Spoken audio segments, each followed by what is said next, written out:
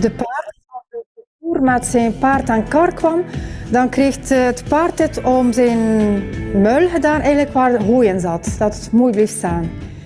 En hier zijn dan ook alle attributen aanwezig voor klein materiaal ook herstelling te doen. Hier in de malderij staat er een oude naaimachine en dat is eigenlijk om de jutezakken dicht te naaien.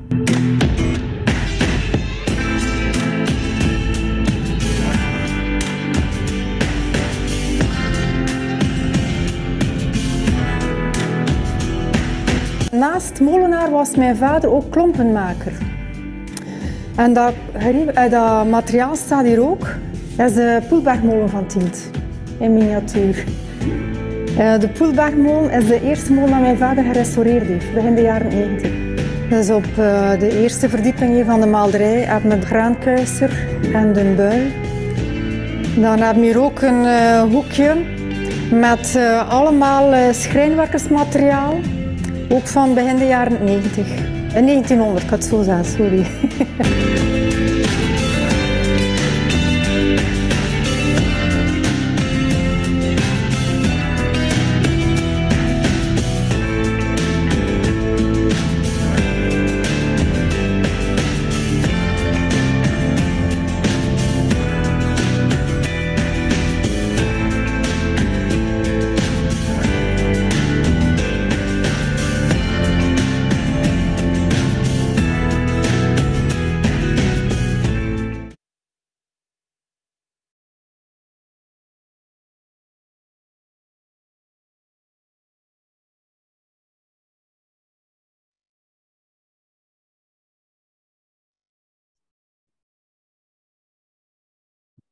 Well, on behalf of everyone, I would like to thank Rebecca and her colleagues for a fascinating video showing us some incredible insights into 3 really important mills in Flanders. And I think we're already recognizing that it's easy to think of objects in mills as very historic, many years old, and yet objects which come right up to our present day, whether they be pieces of string to tie the sacks, or the ball, which was a First World War munition. So many things that so easily can be lost when we come in with our intention to make the mill nice and clean and ready for our visitors. And so this is what we're going to be exploring. We're going to be looking at how we are able to record for future generations these objects if they're going to decay, how we should conserve or preserve them, and of course how we can display them. And we've seen some great examples already. Now, Rebecca is with us today, and so I am going to now invite Rebecca to come in. Rebecca, if you would like to unmute, and we're going to have just a couple of minutes for some questions. We're keeping the questions quite tight in order that we get maximum time for the breakout room. Rebecca, can I just check that we've got you online, because I know you have a very busy schedule today. There she is. Hello, everybody. Welcome, welcome, and thank you once again. Just such a fantastic way to start our conversation. So, Rebecca, maybe just a couple of words from you, and then we'll see if there are any questions. Yes. So I would like to say that this video is also made in memory of Philippe. It was the second person you saw in the video. He sadly passed away, and that is actually. He passed away 4 weeks after I filmed it, and it's actually another example of how important it is to share all the information about artifacts and the mill, because all the information he shared on the video, otherwise if he would not explain it in the video, it would be lost already. Small details and stories about his grandfather and all that, about the lamp, it would be all disappear. And with the video, it's a great way to make a documentation about it, so everybody can actually watch and learn about it. So you highlighting there that with our modern technology, we have a great opportunity to be able to see some of these objects in context, working with the people who actually have used these objects, or whose father or grandfather or somebody they knew was part of this. So thank you. And once again, let's see if we have any questions. If you'd like to raise your hand, I will unmute you and you can ask your question of Rebecca. Just scanning through the screens here to see if anyone has a question. I can see Nicole with her hand up there. Yes, I would like to ask Rebecca if if you're making a start with an inventarization of all the objects on the mills. Is that something that is done in Flanders? We have many people working on like more a general documentation about mills. Artifacts, I think, is not yet done, not that I know of, but it's something that I already trying to do with my YouTube channel, and like showing the old techniques, also about farmers and farmers' life and the machinery. So yeah, it's something that I'm trying to do, but yeah, it's more as a hobby. But yeah, it's something, at least I think, yeah, because I see already that small things that I filmed or showed, yeah, is almost disappeared already. So yeah. I'm noticing there, Rebecca, you're using YouTube channels. Great. You know, these media are now so available to us and can form such an important long-term record. I'm now going to just take one more question from Mola, Belgium, then we will go on to our next presentation. But let me unmute you. There we go. Welcome. Good day to everybody. My name is Rick. I work in Heritage Centrum Windmills in Flanders, Wachtebeke, and I can tell in answer to the question to Rebecca how our location is filled with artifacts that were found in windmills all over the Flemish countryside. And we also have some kind of inventory about those objects and what they were used for. Thank you very much. Thank you for that link. Well, thank you once again. And I know I have a round of applause to Rebecca for such a fantastic film, and what a valuable way of already capturing what sadly is proved to be a moment in time, which if she hadn't made that video, perhaps we would not have. So I hope that helps us all. Yeah, that's great. Thank you so much. Well, we're going to keep, well, great. Thank you, and have a great afternoon with your other work. So we're going to continue on now, and we're now going to Groningen in the Netherlands, and we're going to hear from Johan van Dijk, who has also prepared a video. Johan is also with us, so we will be hearing from him shortly after the video. So again, another opportunity to see a different approach in terms of how we conserve, record and display our artifacts. So I'll now share the screen once again, and we'll be over to the Netherlands. Thank you.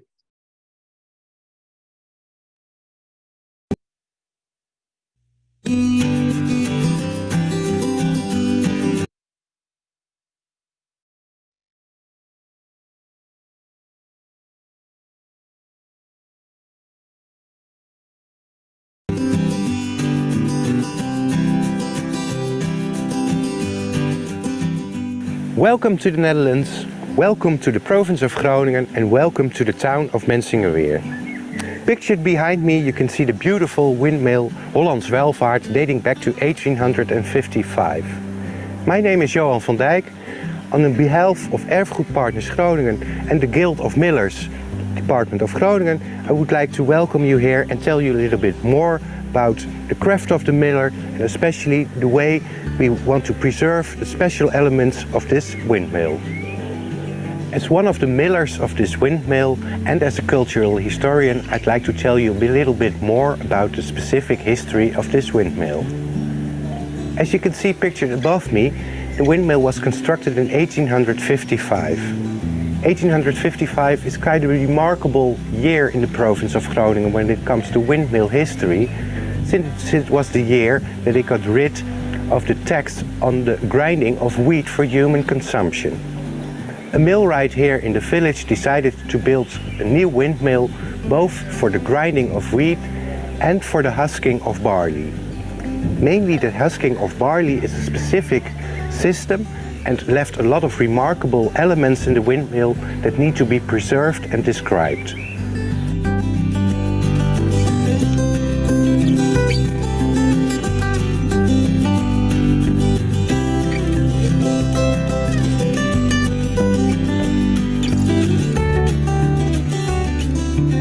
When windmills are repaired or restored, a lot of original details sometimes disappear.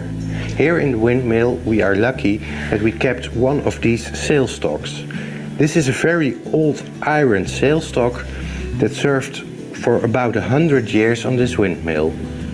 And when you look closer to it, it's quite special because this one was specially made for patent sails, a system that served for a long time on this windmill.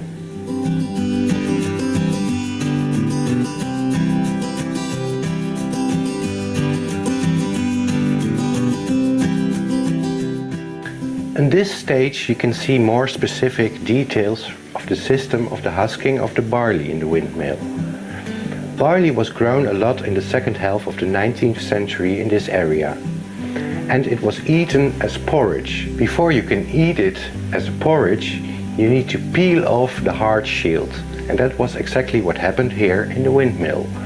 Very big sandstones turned around very quickly and peeled off this hard shield.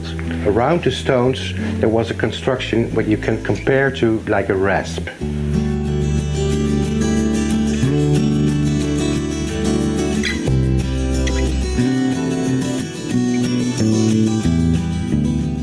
In this windmill we have a lot of artifacts, as I already told, that still remain and tell something about the story of the husking of the barley.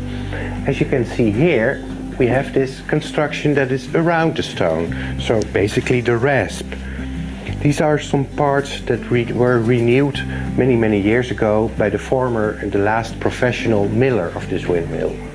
Luckily enough, I knew him, and I knew him since I was a child, so he told me a lot of stories about this windmill and about some details that you can find here. But nevertheless, there are a lot of other parts that are unwritten stories, and we're still finding out how these parts were used, what kind of function they had, and where they originally belonged. Not all the parts of the windmill are in the shape as it was when it was still in use for professional purposes, but nevertheless, a lot of these remaining parts are still here. And just since this conference is going on now, this afternoon I was looking for some more parts, and together with one of my students, since I'm a trainer at this windmill for volunteer millers as well, we found these nice artifacts here that were stored down here, down the floor, and yeah, we're still like a puzzle. It's so nice to see where they originally belonged. And also, when you take a closer look at them, you see very specific and nice details, like inscriptions and a lot of stories that are told here.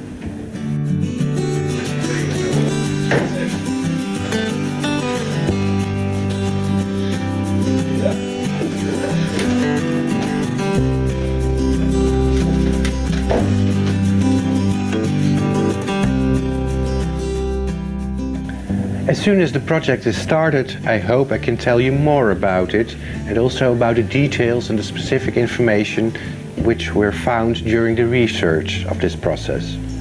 But I also would like to invite you to come to this place, and that I can tell you all the stories, or some of the stories, that revolve about this specific place here in the northern part of the Netherlands. It's really nice to see that people from all over the world come here and see this windmill and are amazed by the old technique that is still partly in use and still can be seen for everyone who is interested. Thank you very much for your attention.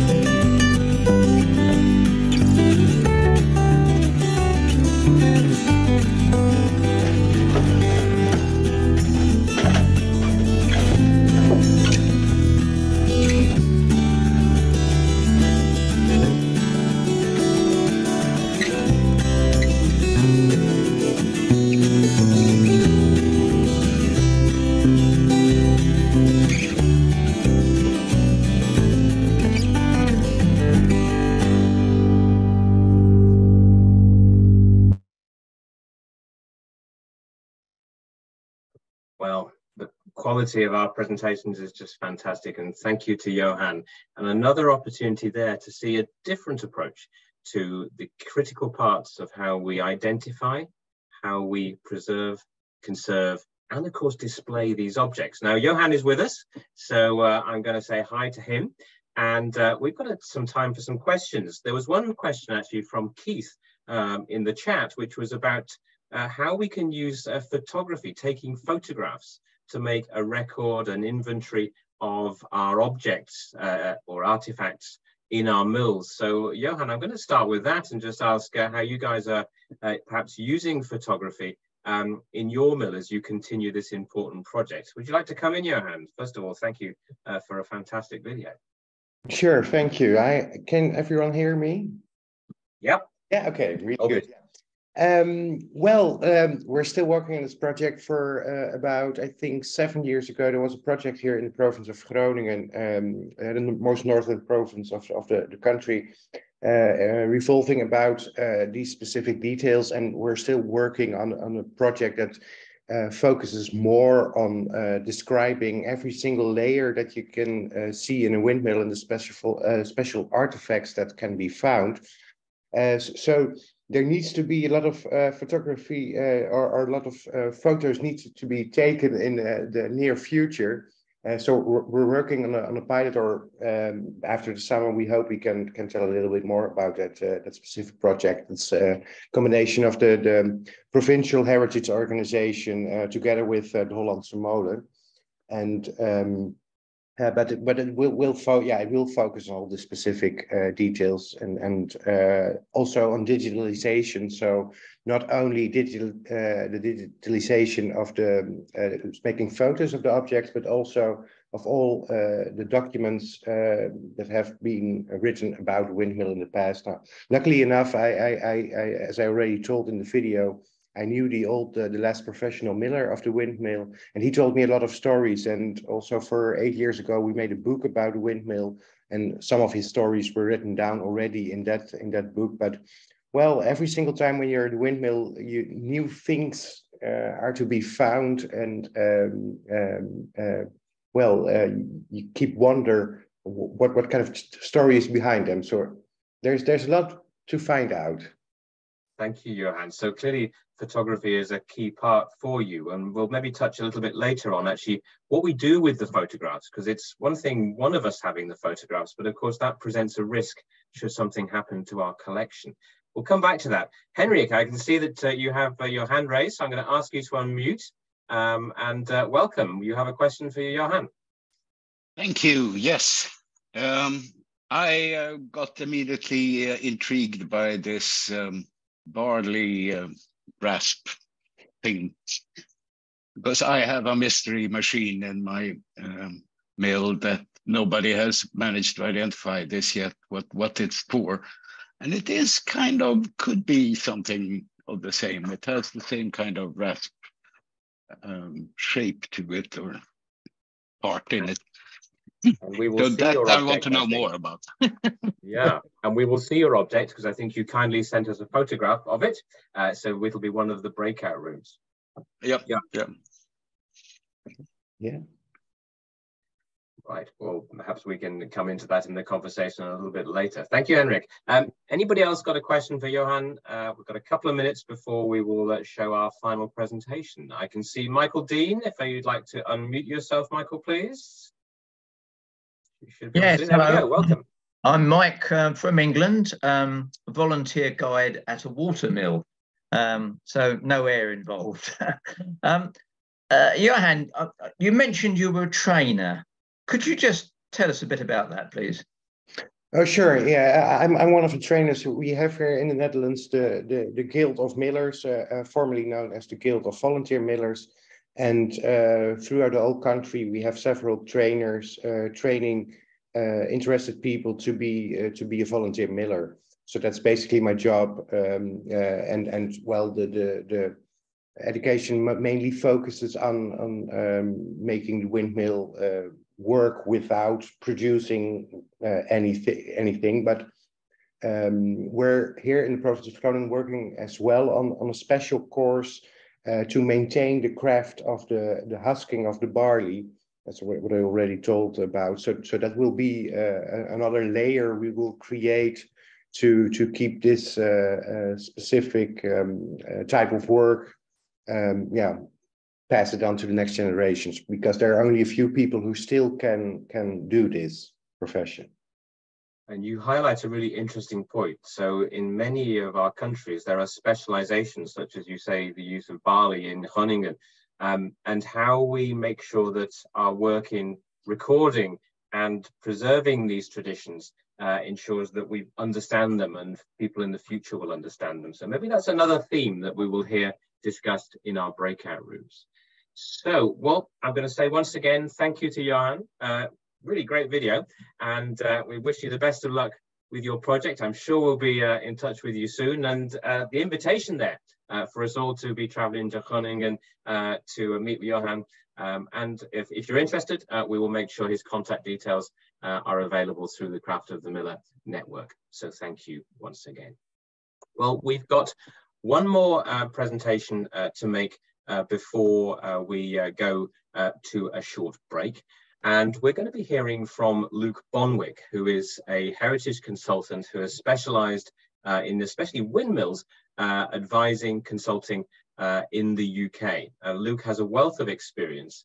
And so we've asked him to explore 3 objects and also to talk about this critical point about how we ensure that a record is kept in a safe way. And we'll touch on this, which I hope will be another topic that we can explore. So sit comfortably, just one moment, and we'll set the third of our presentations up. Sadly, Luke is not able to be with us today. He had appointments, so we won't be able to ask him any questions. So after his presentation, we will take our break and organize the breakout rooms. So just one moment, we'll set this up, and we'll be hearing back in touch. I'm seeing you shortly. Just one moment. Everybody, my name's Luke Bonwick. I'm a mill writing consultant in the UK, and today I'm going to talk about conserving mill artifacts, recording them, and also a bit about using them. This is a shorter version of a longer talk that I've often given from time to time, and my work in the UK is very much related to the conservation and repair of our windmills in particular. And so these examples are just built up over my couple of decades at least of working on recording and conserving mills and creating specifications for repair work. So this is the first example. I'm going to use take 3 case studies, 3 items in particular, and look at the conservation of them. This is Upminster Mill, which used to be in Essex, now in the London borough of Havering, and this is one of our very best large smock mills that we've got in the UK, now well restored. But we're looking here particularly at an external item, which is the sack loader that was formerly fitted to the reefing stage at first floor level. I've put a ring around it here so you can see. And this is an item that when we restored the mill, we were in 2 minds as to whether to replace that in its context, put it back on the reefing stage here, or leave it as a museum exhibit. And what we decided to do in the event is actually to keep it as a museum exhibit, because there are problems regarding the aperture, the large hole in the reefing stage that would create, giving a problem for visitors. But you can see it's quite an interesting, unusual feature of this particular mill.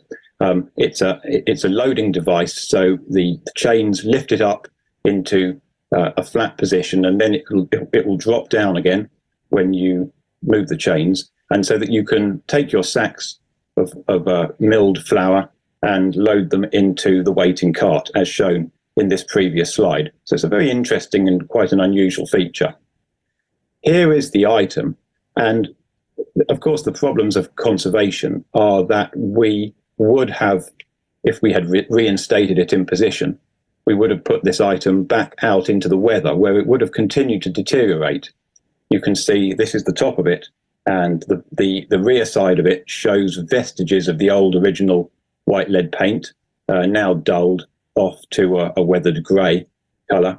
But it's still got its original chain, and as you can see at the bottom of the picture, it has been repaired at some point in the past. So this item has given us some food for thought as to how best to conserve it and display it for future generations to enjoy and be interested in. You can see that it's a fairly small item. It probably comes up to my waist, so sort of half my height. And I think that smaller items dismantled from mills are really much easier to safeguard and conserve, because generally there will be a corner of the mill or a corner of the museum building next door where you can display this item. Problems come, of course, when the elements of the mill that you're trying to conserve and record are slightly larger, and that is really when the recording need comes in a bit more importantly. So our next example is again from Essex. This is the north of the county, and this is one of our very nice brick tower mills with a dome-shaped cap at Gainsford End. This mill wasn't so fortunate as Upminster, and after the lead had been stripped off the cap roof, what we found is that it deteriorated very quickly. So by the time we looked at this mill in 2007, it was a complete wreck. What you can see here is the remains of the curb, the cast iron elements, and vestiges of the timber cap frame resting on top of the tower, but not everything had collapsed in a heap at the bottom. And this large oak timber, because it was oak, it was preserved intact on top of the mill, and we were able to dismantle this carefully and record it. Now, the recording survey was a key part of the repair of this mill, which actually has been domestically converted. And these are some of the elements, some of the components that we took out of the mill and were able to set up on the ground. And then a large measuring session took place. Anyone can measure parts of the mill, and I can't emphasize enough how important it is to really measure up as many historic components as you possibly can. You don't have to be very good at the survey part of it. You may not think that you can draw or measure at all, but any sketch of any quality is very important when it comes to preserving the details of this historic fabric. So the positions of bolt holes, the sizes and sections of the timbers, any details at the ends that may be lost or may be of interest, everything needs to be recorded. And you can use a number of very simple, very cheap ways of recording, such as photography. You can use as up to laser scanning of these components, but you don't need to use such high-tech methods. A simple sketchbook and a measuring tape will do just as well. And the value of measuring very carefully and looking at what you're seeing comes through here, because you can actually reconstruct parts of the mill on paper in great detail just by having a careful look at what remains. So these are two of the timbers in the cap frame. This drawing is a plan of the cap frame on top of the mill. And as you saw in the previous photo, there wasn't really much left of it. But here you can get quite a lot of accurate detail from just a set of large and fairly decrepit timber components. It's going to be very difficult, however, to preserve all of these very bad condition elements of the cap frame forever. So a drawing really does preserve a lot of the detail of them in a very accessible way. The cast iron components of the windmill are much easier. These are much more robust, and they will last a much longer time without you having to make decisions as to how best to try and conserve these large items. And this is a drawing showing the wind shaft of the mill. I'm photographing there back in position. This had actually lost a large part of the rear end of the wind shaft when it was pushed from the top of the mill, and it fell 50 feet to the ground. But by being able to reconstruct the cap frame of the windmill and its key dimensions, we were able to work out exactly how long that shaft had been when it was in position. So it's a mill reconstructed on paper, sadly not in practice. The final example is from Lincolnshire, and this is a slightly different artifact in that this is a paper artifact. This is related to the mill at Alford in Lincolnshire, and this is the old mill writing company that used to operate in the same village as our very well-known five-sailed windmill. So this is Mr. Thompson outside his old workshop. Unfortunately, the firm no longer operates, and this is the workshop just before it was turned into a house when the contents were being stripped out. But fortunately, the last proprietor of this company saw fit to save not only all the tools and equipment, but all the paperwork, the ledgers and the day books relating to this firm, which was established in 1877. Now, in this, on this windowsill here inside the building, there sat what was known as the sale book. And this was a very small notebook, which, as I said, sat on the windowsill, and the old millwrights had written down over several years all of the dimensions, the key dimensions for the sales of all of the windmills that they maintained over the course of however many years, 50, 60, 70 years. So these are the dimensions written down here for one of the sales of Alford Windmill, and this is all that these millwrights needed to reconstruct and make or build a new sail whenever one was needed. These key dimensions were all that was needed. And so not only is this a fascinating artifact, it's actually almost a key, it's a key component of a windmill in paper form. And so I think these items are much easier, much simpler to preserve than large timber and cast iron components, but they're in a way even more important to preserve and identify if possible. So I can demonstrate this by the fact that I've actually used this in the last few weeks to reconstruct and create a drawing of one of the sails, which will be built hopefully in the next 2 or 3 years. And it was very useful to have not only a surviving sail to measure, but also these dimensions that the old millwrights had used to check back on. So that's a very brief whirlwind tour of 3 artifacts that are key to the conservation of windmills in this country, and the different ways and different problems involved in conserving and recording them. Luke, thank you very much indeed. There's some really vital information you've shared with us there. And I'm just going to actually pick on a couple of things, if I may, a couple of questions. You mentioned earlier the fact that anyone can make a drawing. And I just want to get you back. In fact, what you're showing to us on the screen right now, I think is key, because what it's saying to me is even me with my very basic drawing skills can actually make a drawing. So just remind us, what do we need in order to make a drawing to record what we're seeing in the object? Well, I've included these examples because these demonstrate very clearly that the haste that I've used when creating records of windmills on site. Often you've got not particularly good weather, and although my finished drawings are quite tidy, these site sketches are most certainly not, but they are good enough to show the key dimensions that you need.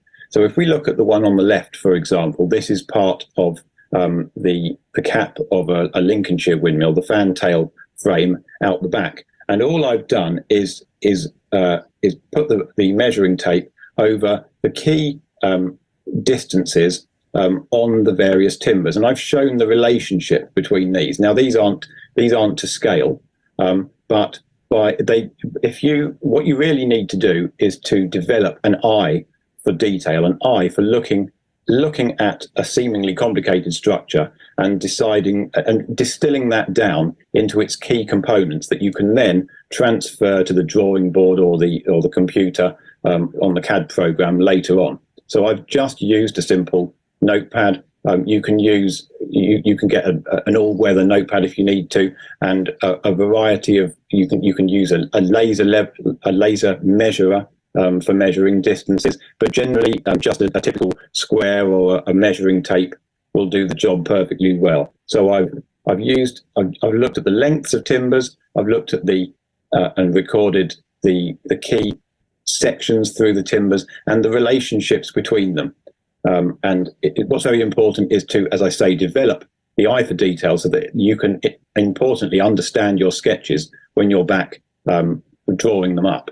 So on the left, we've got the fantail frame of one of the mills, and then on the right, we've got the wind shaft and cross for a Lincolnshire type mill, with the brake wheel in the centre inside the mill, and then the sail cross on the outside. So here I'm looking for key lengths, distances between the components, and the sizes of things. And we've gone a bit more mechanical here. So I've got a centre line running down the centre which I've started with.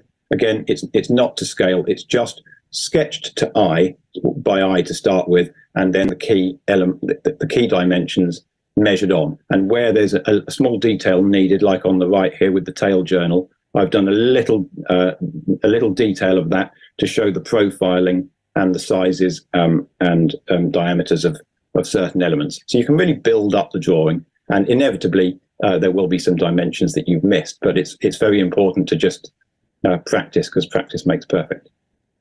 Thank you, Luke. Well, one final question, which is, we've got the drawing. I'm going to assume that you have taken some photographs.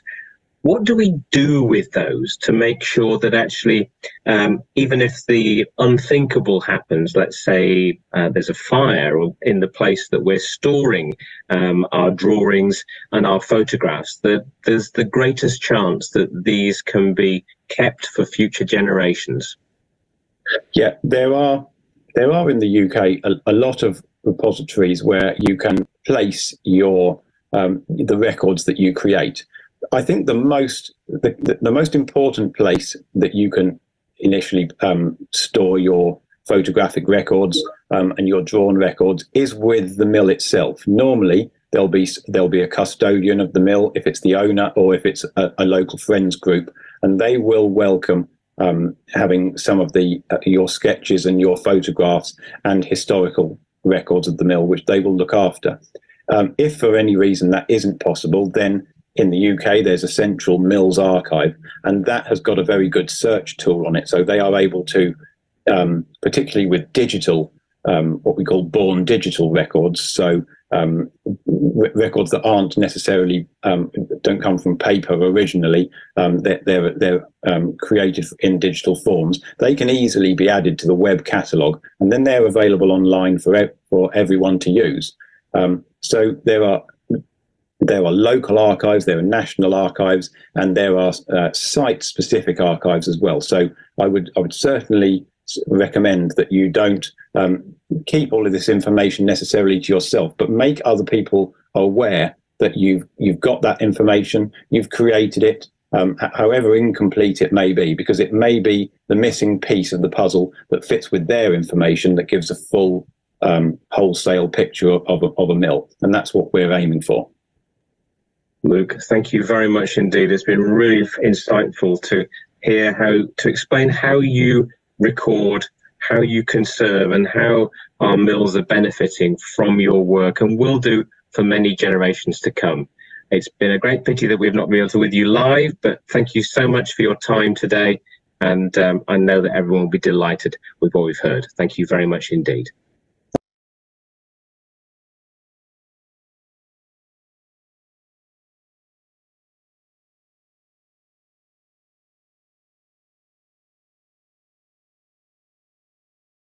Well, thank you very much indeed to Luke. Sorry, just a bit of a technology glitch there momentarily, but hopefully it didn't spoil your appreciation of Luke's presentation.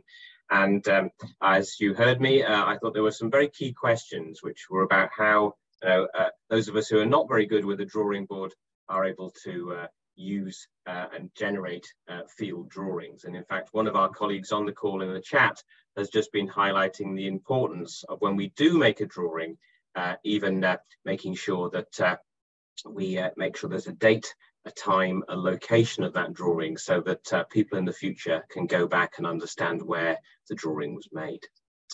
So we're going to take our comfort break now, and that will be 5 minutes. So we'll be restarting again at 1/4 the hour. So if you could be ready, at that point, we will be sending you into cyberspace. So fasten your seatbelts. We have set up breakout rooms. And just to recap that for those of you who have sent in an object, a photograph of an object, thankfully, that you'd like to discuss, you will be in the same breakout room as your object. At least that's what we hope. So that's the plan. Let's see if the plan goes into action. I know it will. Nicole is in charge. It'll be great. So take a comfort break. 1/4 the hour. We'll see you in your breakout rooms. We'll then have about 35 minutes in our breakout rooms, and we'll then come back for a final summary from our 4 facilitators in the breakout rooms. See you shortly. Thank you.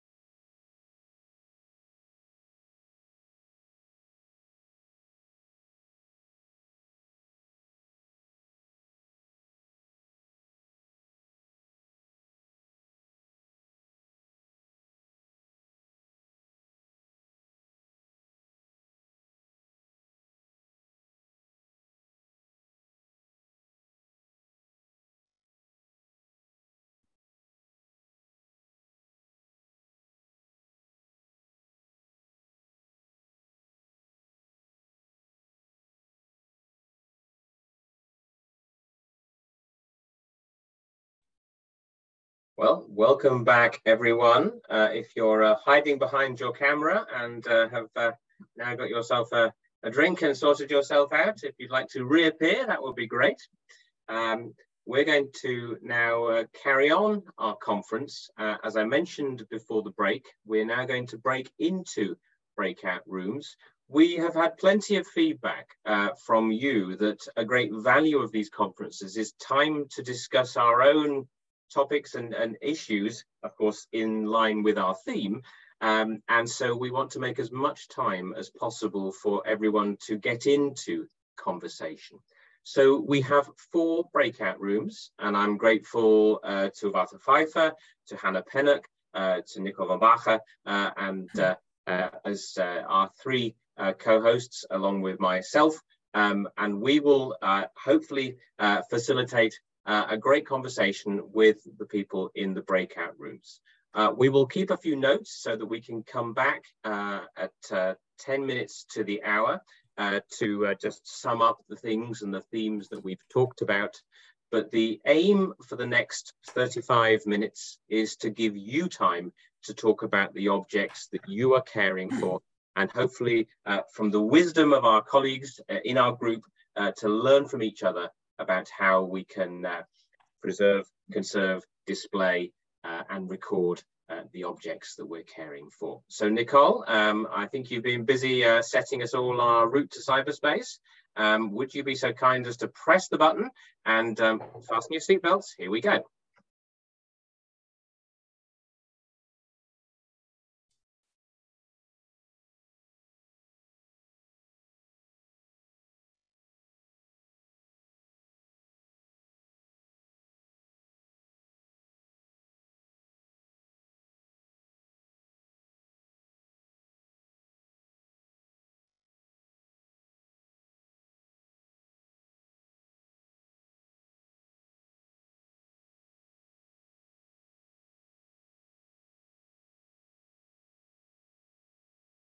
Okay. I'm not sure if everybody's here now, because I only see Hendrik. Hi, Hendrik.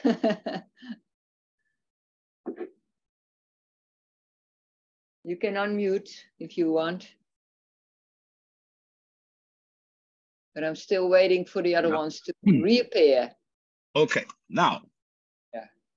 Yeah, now you're there, yeah. But Mildred and Jiske and Crystal are all, oh my God.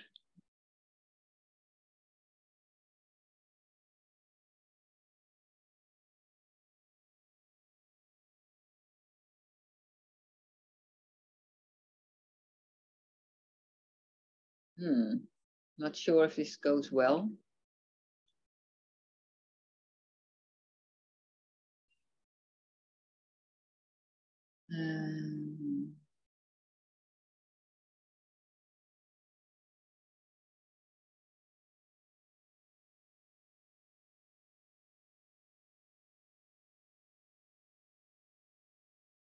Kijk, kreeg jij geen uitnodiging, Nico, voor...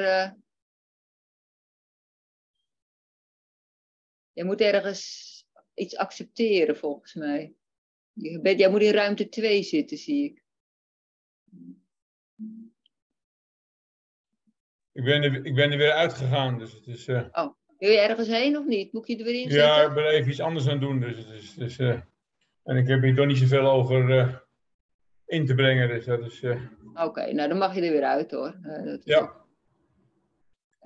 Even kijken, nou dan ga ik nu zelf erin.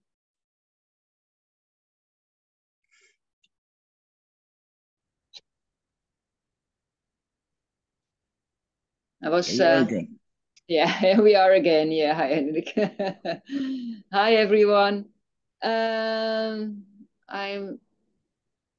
trying to share the screen now because John was so kind to prepare a short presentation. Let me see if I can get this even better. Well, we're going to talk about some objects, some artifacts in our mill, and the way we're going to do that is, let me see if we can get this question here. We have some photos from some examples. I've got an example from Henrik from his mill in Sweden, and I've got an example from Tom from his mill in the Netherlands, and I also got something from Mike Gilderdale, but I couldn't find him so I'm not sure if he's joining. And we have some questions we could talk about for should I record my object so that people in the future can recreate it, or how should I preserve or conserve my object for future generations? Or we can talk about displaying our objects. Nicole, it's Mike from the Town Mill. Just to let you know, I am here. Okay. Hi. Great.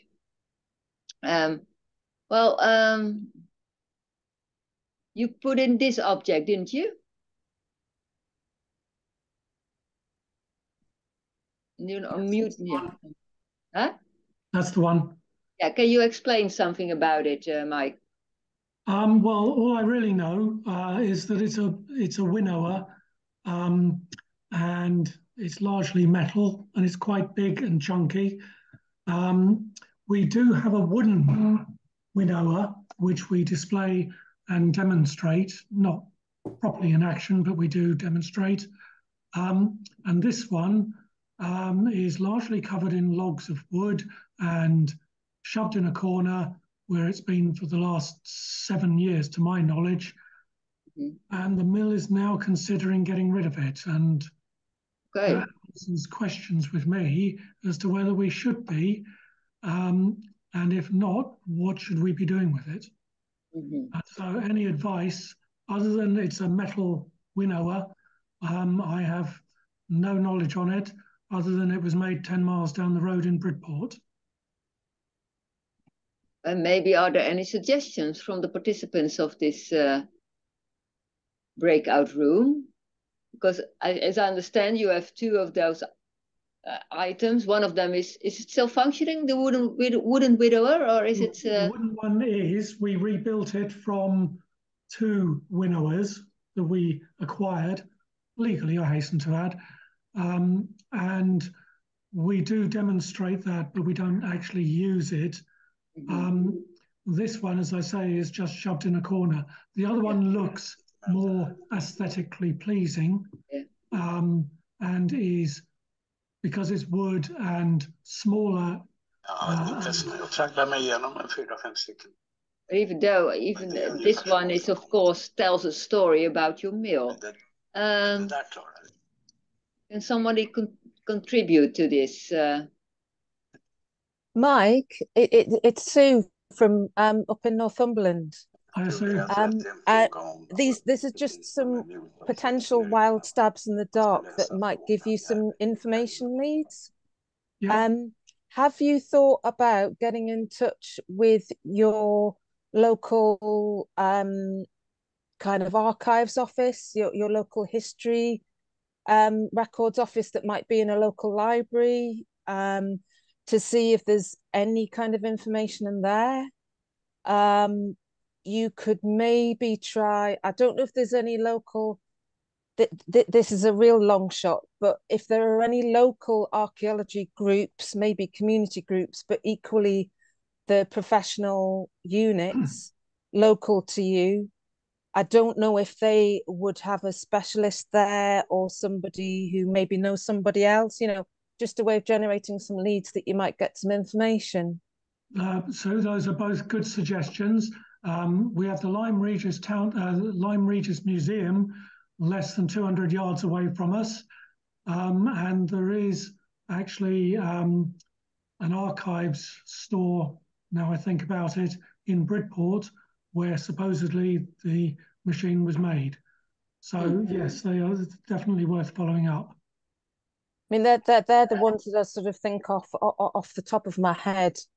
I mean, in terms of, it's probably worth finding out if you can find out more information before you make a decision whether you let it go or whether you keep it. And in terms of things like keeping it, making sure any information that you have found, you do try and keep in some way that maybe not just in a paper hard copy, but also electronically, given that electronic things occasionally fall over and the technical things and things just disappear. I mean, equally, hard copies can disappear as well. But I'm just sort of thinking about, backups. I can't think of anything else off the top of my head, but if I do, I'll shout. Can I ask, through the chair, why you want to get rid of it? The trustees have decided that it just takes up space. We don't know much about it.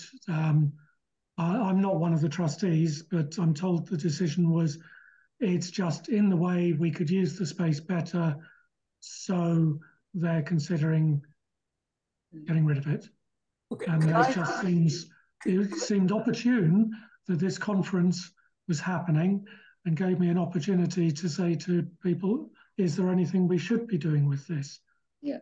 Could I maybe jump in about the evaluation process? I have a similar problem with a mill I'm currently clearing out. And the questions I'm asking are, does the item have intrinsic value? And does it have contextual value? So for example, in the case of your item, you mentioned where it was made. Is there a maker's mark on it, for example? Is it a particularly good example of craftsmanship? In terms of the contextual value, was it used in the mill, or has it just been brought in as a curiosity or as a spare part? I would think that it could have been used in the mill. Basically, the mill closed in 1926 and by the mid-80s was derelict and was restored through the late 90s. And so that item has probably been sat in that position possibly since 1926, but almost definitely since 2001 when we reopened. Well, if I was a trustee, I would be rating that as having considerable heritage significance, the loss of which would not outweigh the development gain by freeing up space. And indeed, that needs to be done with any item, whether it be a machine, a document, an artifact, a fitting. It needs to be done with any item in any sort of historic building before it's got rid of, particularly if you're not sure about it, because sure as not, once it's in the skip or otherwise discarded, you'll know exactly what it is and bitterly regret it. Yes. So I would go back to the trustees and question their professionalism, if you like, in terms of historical artifacts. I might not use that word, but I totally agree with the sentiment. Well, it's important to really know the monumental value of your artifact and the relation to the mill. And so I think what Fred said was, and also what Sue said, very helpful. Thank you both. Are there any more comments on this item from Mike, this widower? Then I'll maybe share the screen again and we'll go to the item of Henrik from Sweden. I love that we're getting more and more international, so that's good. I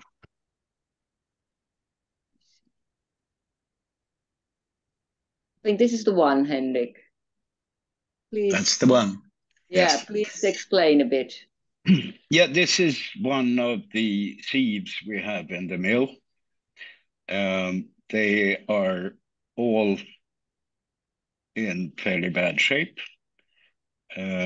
Probably last used about 80 years ago or something like that.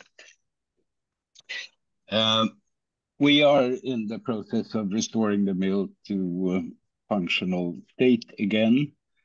And as part of that, we want to renovate one or two of the thieves. The whole mill is protected by a kind of regional heritage protection or whatever you call it, which means that we are very limited in what we can do when we have very little freedom of what we can do in how we renovate it and such. So we need kind of apply for a permit for every little change and such. And there is high demand on documentation of both before and after, as well as how we did it.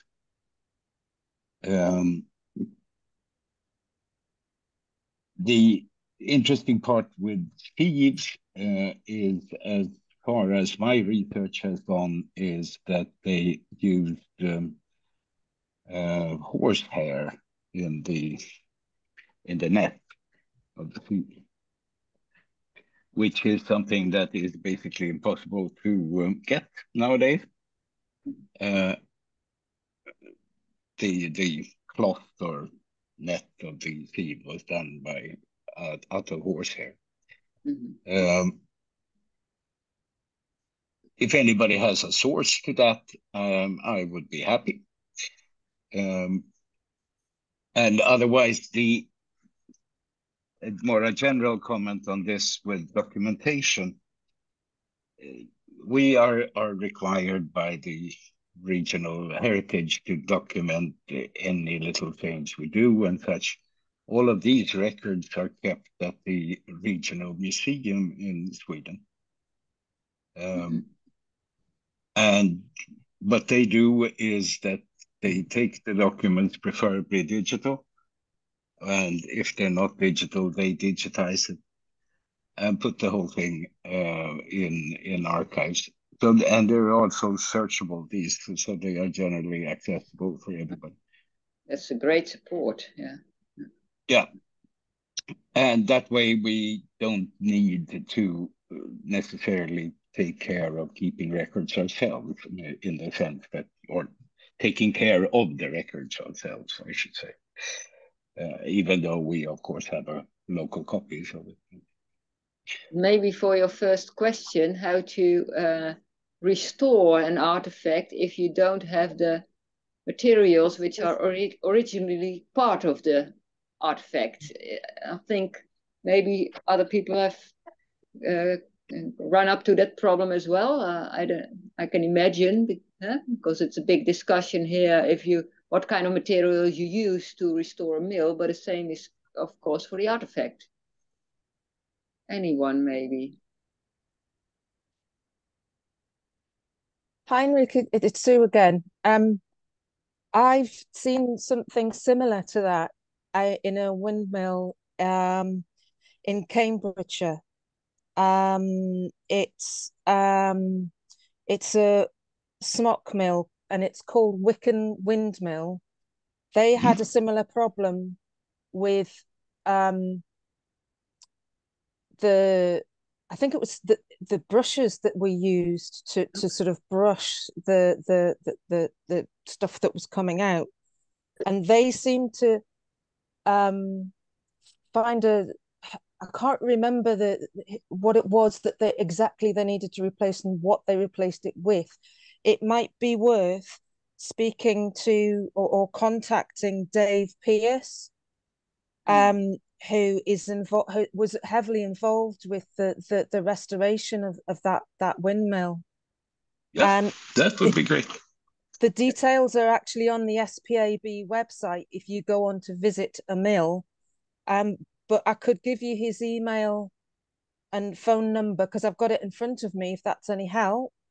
Yeah, that would be great. Yeah. Put it in the chat otherwise, Sue, or otherwise you can email it to me and I can send it to Henrik. Okay, I'll send it to you, Nicole. Yeah. And I'll send you I'll be your intermediate. it might be a good compare contrast, might get you another lead, but I was seeing what was being showed for you and I'm thinking, oh, that looks familiar. I mean, not something we have here at Heatherslow Cornmill.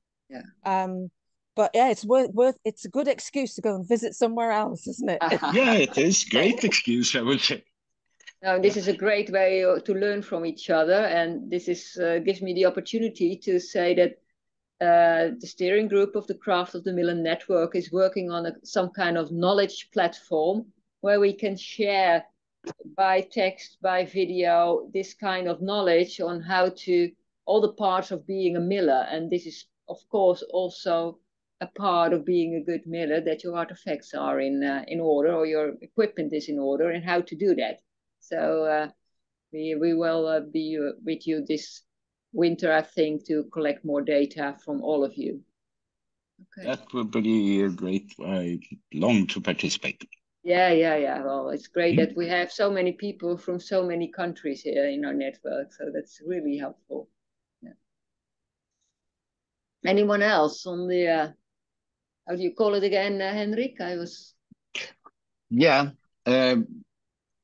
absolutely. I mean, speaking of this with knowledge, but this is the problem that we have, at least here around our mill, is that there isn't really anybody who actually knows.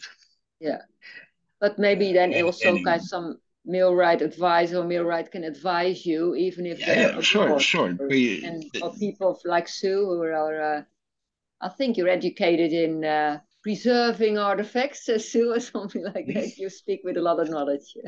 Yeah. I suppose the dilemma is whether you're going to preserve an artifact as a museum piece or as an object that would be usable in the future. So then that raises the issue of replacement materials, improvements to the materials, etc., etc. And I don't think there's any one answer to it. No, there's not, but you can have the multiple answers and then choose the one that fits you, of course, if you have a knowledge platform to share. Yeah. Okay. Yeah, the important thing is to set out the options, I suppose. Definitely. And weigh each one. Yeah, thank you, Fred. Well, maybe we move on to another object. Tom sent in two. I can share the screen, and maybe we start, Tom, with a very common object. Let's see. We already saw them. Let me see, like this one. It's a lamp, but I saw already in the little films earlier a lot of lamps. But Tom, explain about this one. Yes, well, my name is Tom. I'm a miller for 30 years. I live in a windmill for 20 years now. I'm in the board of the Guild of Millers in the Netherlands. And we have here 4 windmills in a row, which we used to pump the water from the one level to the other level. So we used to pump until 1941 all the water which came from polders. Polders are reclaimed land areas. And all this water we pumped into a big sort of reservoir basin. But if the basin was full, because from this basin they had to pump the water further on to the sea, but due to some circumstances, weather or other things, they couldn't pump the water to the sea, then the reservoir would be filled up. And if it's going to, the water was too high, then the dikes get soaked with water and then they could break. And then we need Hans Brinker to put his finger in the dike. So there was a huge system here in the north of Amsterdam, because there was no telephone yet. So they had a signaling system when the mills had to stop pumping. So during the day, there were the signaling, some mills were signal mills, and the signal mills you could see from another mill and then from another mill. So we could send the message all through the province. And during the day, there would be a blue flag. They would hoist a blue flag. And that means you have to stop pumping. But in the night, they put this lamp into one of the wings and light. In the old days, there would be with candles and blue glass, so that there was a blue light. And the blue light meant that you had to stop pumping. You had to stop the windmill. And if you are a signal mill and you could see the other mill, you could see the other signal mill from far. And if you didn't react, then you had to go there on your bicycle or on your foot or with your boat rowing to wake up this millet to say, well, you have to stop pumping and put in the blue lights. And my neighbor found this lamp in his windmill and he restored it. But this is an electrical version which used just before the mills got unemployed in 1941, and he restored it. But yeah, it's nice to see, but what do you do with it? Yeah, well, that's a nice example. How do you display, or how do you show people that it still exists? Because I don't think you use it also, even not for a demonstration, aren't you? Yeah, well, it's not in my mill. It's in my neighbor mill. But yeah, he tells the story, of course. And he made it working. But yeah, well, he didn't put it in his wings recently. So. Well, I'm curious if there are any suggestion on demonstrating such because it's an object, but with the object becomes a way to use it. Huh? You have to show how you're going to use such a signal lamp. And maybe there are examples of other things, or maybe there are signal lamps in other countries as well. I don't know. Also interesting. Anyone, maybe? No, not anyone to comment on this? Any suggestions? Has the story been written down? Oh, yes. There's about this system, the signaling systems, there's a whole book about it. Could you demonstrate it by a video at night? Yeah, that would be interesting, yeah. Okay. Just to see how effective it is? Yeah, that's a good idea to make a video about, because you have to attach the lamp onto the one of the wings, and we have 4 wings, and then the wing has to go up to have the lamp straight and high up. Well, that would be nice to make a video about it. Yeah. Yeah, and demonstrate it in real life. It would be a challenge if it was a candle. Pardon? It would be a challenge with a candle. Yeah, it will be a challenge. Yes. Oh well, we have thatch on the roof, and so we're not going to challenge that. Yeah. And there's also another object you shared with us, Tom. Yes, and I'll share the screen again to show this photo. And please explain what this is, Tom. Well, this is the Archimedean screw that is still under my ground floor. The mill, as I told, the mills got unemployed in 1941 because there was made only 1 water level, so there was no difference in water levels anymore. So the mills had nothing to pump anymore, and the difference between the levels was only 40 centimeters, so was not very high. So this Archimedean screw has a very slight angle. So, but it's very wide. It's more than 2 meters wide. And in 1941, the mill stopped working. And then since that time, things got, the upright shaft is gone. So it's not connected to the wings anymore. So it's under the floor, decomposing as we speak. Yeah. So it's a nice object, but nobody can see it. You have to open the hatch in our kitchen, to go down the ladder into the basement, into the cellar, to see this thing. So sometimes we will do that for people who are really interested. But it's there, decomposing as we speak. So yeah. And it was an essential part of this mill. It was, yes, it was. But it's not very old. It's late 19th century, this one, because before that, the mills had a paddle wheel to pump the water out. And then, of course, the Archimedean screw had was more effective. Basically. So they changed it in the end of the 19th century. to the Archimedean screw until 1941, when the mills got unemployed. And lots of the mills here were taken down, were demolished at that time. But our mills are here because people were still living in there. And in the Second World War, there was housing shortage. So that's why they are still here.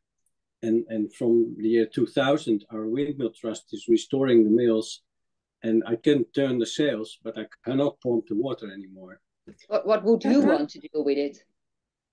What would I do with? Yeah, I don't know. Yeah. Could I ask whether water still gets into the pit? When would I? Does water still get into the pit, or is it completely dry? Yeah, sometimes no, it's not. Well, now it's dry, but when there's heavy rainfall or so, then there will be a little bit of water. So the lower part of the Archimedean screw is in the water. And what material is it made of? It's wood. Sorry? Wood. Yeah, but what Wood. sort of wood? I don't know what kind of wood. No, but you see it rotten away on the Yeah, photo. it's parts missing. And, yeah. It would be worth laser scanning it and doing a 3D model. Yeah. At least people laser scanning. Yeah, it's reasonably cheap and quick. Yeah. And you can model it and see it from all angles, and you could even show it working. Yeah. Laser scanning. I never thought of that. Oh, good suggestion, Fred. Thank you. Yeah. Any other suggestions for Tom? Yes, at the molen where I work, yeah, the molen was burned down in the 70s, and so many parts were lost, but there were also old parts that were still there, but they could not use it because it was not strong enough anymore. So they used a building that was close to the mill to display it, actually, and they remade the parts for the rebuilt mill, actually. And because, yeah, I think if some parts are really valuable about the materials and the age, for example, I think it's sometimes more interesting to preserve it in a museum way, but also make sure that the mill can still do its work and show all the possibilities it can do. Because if we preserve it in the mill itself, it also stops actually the function of the mill, or partly.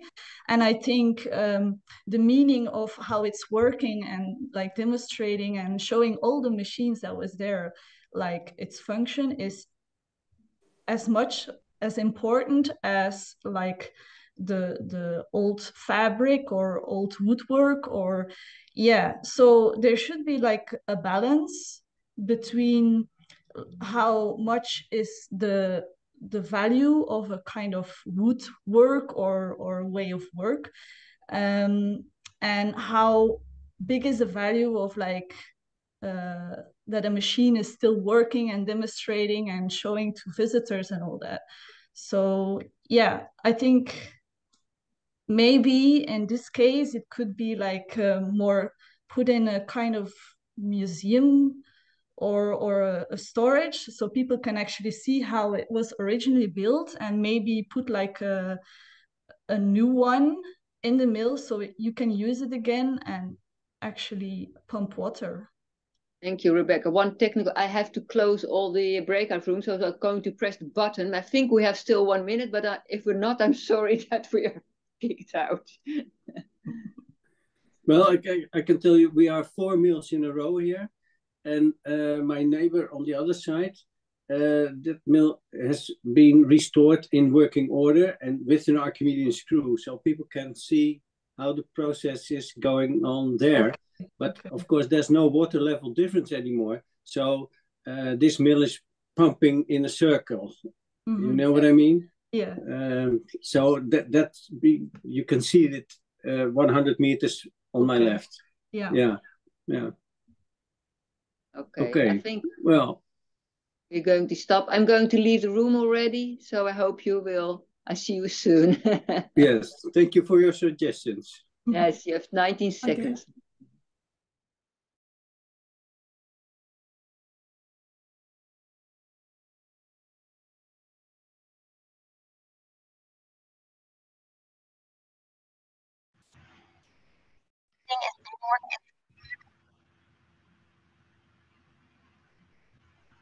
Well, it worked. Everybody's coming back, so that's great.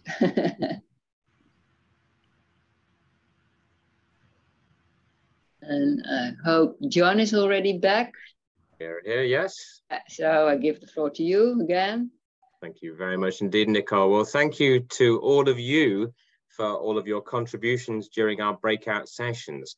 We're going to just now hear from our 4 facilitators, just to get a little summary in terms of some of the themes, and if there are any specific questions or actions that the steering group may be able to just take forward and perhaps add some further answers, because if it's anything like our conversation, there are still some important things that we might learn about. So I'm going to ask Hannah Pennock. Hannah, would you like to come in and tell us a bit about what you discussed in your breakout room? Sure, thank you. Thank you, John. We had a nice conversation. We had 2 pictures, but I was not able to share them. So we chose one of them because the other one, the one who brought it in, was not present. And we started discussing, maybe Nicole can show it, a saw blade, a circular piece of a saw. Or I'm not sure how to describe it in English. Harry, help me if you have a better word. The first question was actually, what is it exactly? What is it, do we use it for? And then the second part is, it's rather rusty and it's rather large. How do we preserve and show it? Here we are. Here you are, my group. Now we can see it properly. It comes from a tide mill, and it's rusty because of the water. And it was used to cut lumber and slats, I think the word was, or lats, small pieces of wood. And the first advice was how to preserve this. Use linseed oil, best the boiled one. That would stop the rust, and it would preserve the patina. You should be careful with an iron brush, because you will damage it. You better use, if you want to use a brush, make it a gentle one. The linseed oil will dry out. It forms a skin then, and it feeds the material. And when it's dry, it won't attract dust. It's better not to use mineral oil, was also said. Don't use too much. Put it on with a cloth. Let it dry first, and let the cloth dry too, because you have the risk of fire, spontaneous fire. But then we have the museological way of looking at it. And that would say, better do nothing. Don't touch it. Keep it as it is. Make a good display case where it is well preserved. At the moment, this piece of metal, so to say, is 3 months on display in the local, like, museum place. And for the rest of the year, it's on a shelf in a storage. Time is going to beat us, so just a quick summary, if you'd be so kind. Okay, yeah, well, we discussed a lot. Well, we spoke about that you should take photos, you should preserve stories and document them well and keep them in a good place. Also take boring pictures of all details of your mill so that you can have a good documentation. And maybe work together with the local historical societies. And in any case, have 2 places where you put your documentation for the risk of fire or maybe water damage. So on site and off site. And in the end, we discussed the problem of dust in a mill. And here too, we have, when you produce food, it's obligatory, but dust is a risk for fire again and for hygiene. So here we are, cleaning versus working in a mill. Some big problems there. Anna, thank you very much indeed. So I'm noticing there the museum approach, and maybe sometimes slightly difficult and practical approach. Let's hear from Nicole and find out what was going on in her group. Thank you once again, Hannah, and thank you to your participants. Nicole, please. Yeah, Henrik showed us an object, a widower, the picture of one, of course, and he had two in his mill, and was that you? Oh, no, yeah, you showed another one. So it was Mike. Sorry, but it was that one of them was the trustees wanted to get rid of it, and we really talked about what is the value of keeping it, of how do you preserve it, what do you write down about it. And also, like Hannah said, in your group, please, you can also get in touch with a historical organization in your village or town or area to help you with that. So that was also a very interesting thing. Yeah, thank you from Mike. Yeah, this is the one. Thank you, John. Yeah. And furthermore, we also had an object from Tom, which is the Archimedes screw under his mill, which is deteriorating at this moment, but is very difficult to preserve because it cannot be seen. It's under his kitchen floor, but it is there and is a part of the mill. And also there we had a discussion, do you keep it in the mill and try to preserve it there, or maybe you should get a model out of it so you can tell the story. So there are different approaches on how to deal with your artifacts. I think that's the bottom line of our breakout room. John, to keep it shortly. Thank you very much, Nicole. And recognizing the huge difference in size of some of these objects. If you're Tom and you've got that under your floor, that's a significant challenge to try and conserve in some way, especially as it's in a damp environment. Speaking of damp environments, no, I joke about let's hear from you, please, and your group, please. Yes, John, thank you. We had people from Belgium, Denmark, England, United States, and the Netherlands in our group. And we had a very nice discussion, not for the object actually, that was the brake wheel from the Wicken mill, but we didn't have that. We had a general approach. And a few things, just to keep it short, is the same thing that Nicole says, the different ways of preserving. There are a lot of ways for preserving or archive. One of the things that was said and where we were all agreed about was the oral history. It's very important because if you got an object, you don't know what it is, then it's easy to throw it away or put it aside. But the history around that makes the object more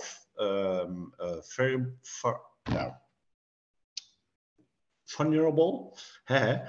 And so don't throw it away before you know the story. But oral histories from younger or older millers or people who are involved with the mill are very important.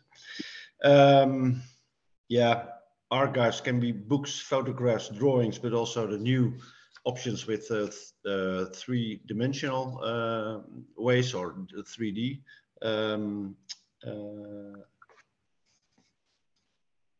Machinery, photographs or films or whatever.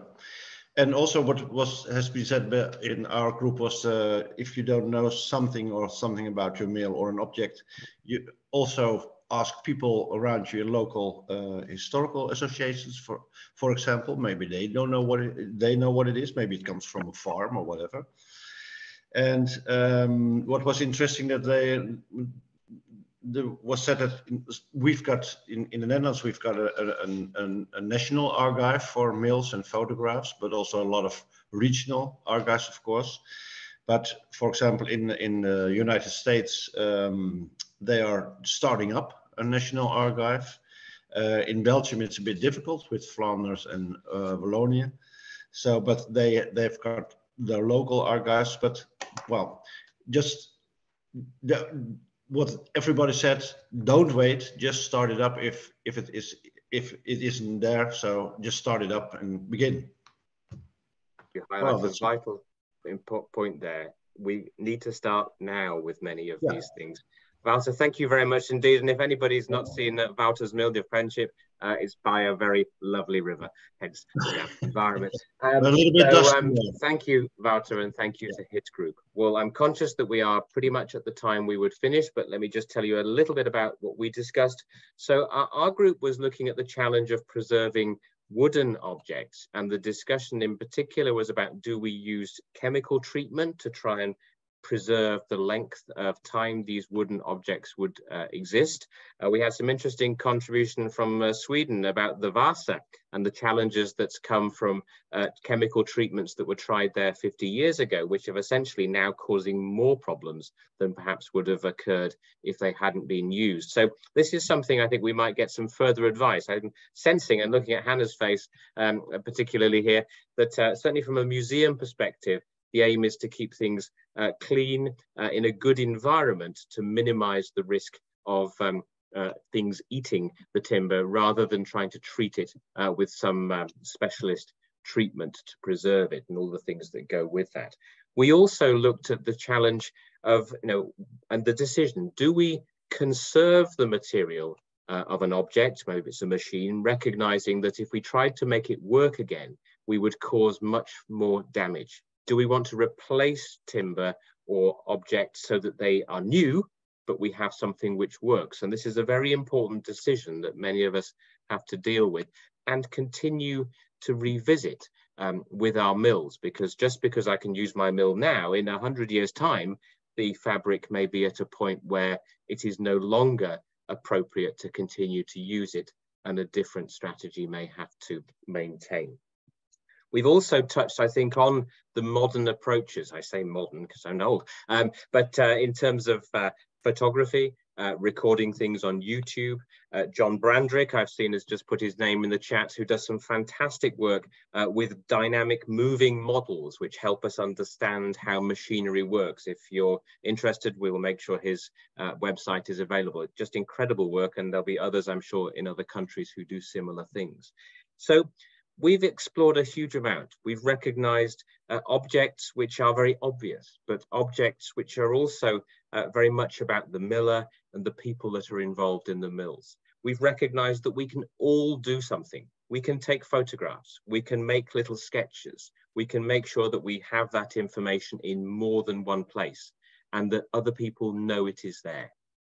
So we can all do something. I hope this has at least given us all some confidence and enthusiasm to go and find those little things that are hiding in cupboards or perhaps in odd places, and go and record them, get them ready, and then share them with others along with their stories. I know this is a topic we'll come back to, so thank you once again to you all. Thank you very much to our presenters, to Rebecca, to Johan, and to Luke, and we'll be sure I'm seeing you soon. So I'm going to hand back to Nicole and say goodbye to everyone. Well, thank you, John. It has been a very interesting conference, I think. The videos will be on the website shortly, and of course the recording of this one. And if you need any contact information about anyone in this group, please contact me. I can share it with you. You can log in on the website in the member part, but I heard that it wasn't functioning very well, but then you can also email me. And I want to say we are already preparing our next conference, and that will be in September and is done by, led by Elisa Crawford. Elisa, are you still here? And can you say something about it, really short? Or is Elisa? Maybe she left already. That's possible because she's in the States doing a lot of. Still here. She's still here, Nicole. Oh, there you are, Elisa. Please tell me what's the next conference about? We will look forward to in the fall of looking at water-powered mills in the United States. And we're hoping to take a look, a brief look from one coast, the West Coast to the East Coast. So quite a broad range, as Tony said, in our group. The United States is a very large area. So we will handpick some mills to share with you in the conference in the fall.